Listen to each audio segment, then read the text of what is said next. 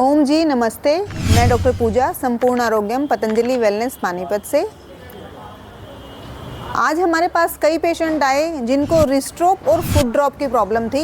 इसमें क्या होता है, जो सबसे ज़्यादा मोस्ट इम्पोर्टेंट जो रोल प्ले करता है वो होता है आपकी प्राण शक्ति। रिस्ट्रोप और फुट ड्रॉप के ट्रीटमेंट के लिए चाहे आप एलोपैथी में चले जाओ, चाहे आप आयुर्वेद, नेचुरोपैथी, फिजियोथेरेपी, जिस मर्जी पैथी में चले जाइए, लेकिन जो सबसे ज़्यादा ट्रीटमेंट इफेक्टिव जो रोल प्ले करता है फुट ड्रॉप में, रिस्ट ड्रॉप में, ये होता है हमारा प्राण शक्ति। जो प्राण शक्ति होती है मीन्स जो प्राणायाम हम करते हैं, इसमें क्या होता है आपकी बॉडी के अंदर ब्लॉकेजेस आ जाती हैं, आपके ब्रेन में ब्लॉकेज हो जाती है। उस ब्रेन की ब्लॉकेज की वजह से ही जो आपका सेंसरी सिस्टम है वो डिस्टर्ब हो जाता है, जिससे जो हाथ में और पैर में प्रॉब्लम आती है, कोऑर्डिनेशन ख़राब हो जाती है, आपको चलने फिरने में प्रॉब्लम आती है। तो इसके लिए जो सबसे ज़्यादा इफेक्टिव प्राणायाम हम करवाते हैं पेशेंट को वो होता है अभ्यंतर प्राणायाम। इसको आंतरिक कुंभक भी बोलते हैं। ये किस प्रिंसिपल पे काम करता है?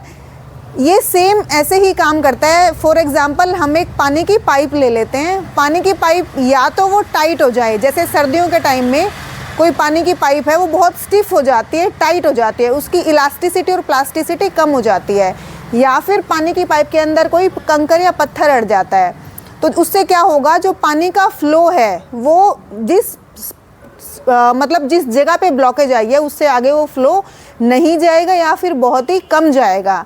या फिर क्या होगा, अगर बहुत ज़्यादा पीछे से प्रेशर आ रहा है और आगे वो पत्थर अड़ा हुआ है तो वो जो आपकी पानी की पाइप है वो फट जाएगी, उसमें क्रैक आ जाएगा।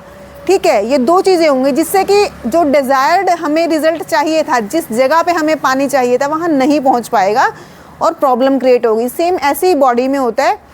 अगर आपकी ब्लड वेसल्स में आपका ब्लड मूव कर रहा है नॉर्मल जिस अमाउंट से, जिस पेस से उसको करना चाहिए, या तो ब्लड वेसल की जो इलास्टिसिटी और प्लास्टिसिटी है वो कम हो जाती है ना, वहाँ पे कोलेस्ट्रॉल जम जाता है, फैटी टिश्यूज़ जम जाते हैं, या फिर क्या होता है कि वहाँ पे कोई फैट के लोब्यूल्स बन जाते हैं, वहाँ पे आगे वो ब्लड की सप्लाई नहीं जाने देता है, तो जिससे कि हमारे ब्रेन की नस फटना जिसे हम बोलते हैं फट जाती है, कोई लीकेज हो जाती है, सेंसरी सिस्टम को फिर वो आगे डिस्टर्ब करता है। हमारे उस सेंसरी सिस्टम के डिस्टर्ब होने से क्या होता है, हमारे हाथों और पैरों में दिक्कत आती है, रिस्ट ड्रॉप हो जाता है, फुट ड्रॉप हो जाता है, हमें चलने में समस्या आती है।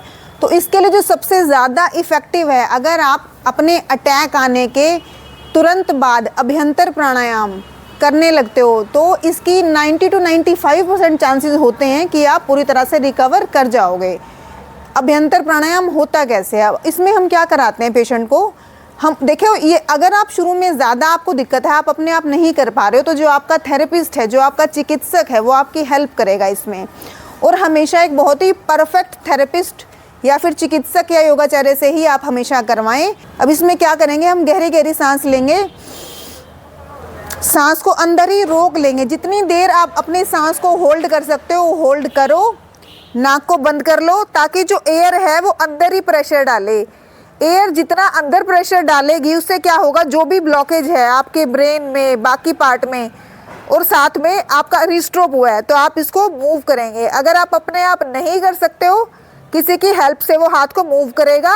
अभी एयर जो है वो अंदर ही प्रेशर डाल रही है, और जब आपसे नहीं रहा जाएगा तो आप धीरे धीरे करके छोड़ दें। जब एयर आपने अंदर ही ट्रैप कर लिया इस एयर को, तो एयर बाहर निकलने की कोशिश करेगी, बाहर निकलने का उसको रास्ता नहीं मिलेगा, तो जो भी अंदर ब्लॉकेज है वो उसको प्रेशर के साथ खोलेगी, जिससे कि आपकी रिकवरी बहुत ही अच्छी आएगी। अभ्यंतर प्राणायाम को आप लगातार सुबह, दोपहर, शाम तीनों टाइम करें। जितना ज़्यादा आप करेंगे, आधा घंटा देंगे, 20 मिनट देंगे, उतनी ही अच्छी आपकी रिकवरी आएगी और गारंटीड आप रिजल्ट्स पाओगे। धन्यवाद।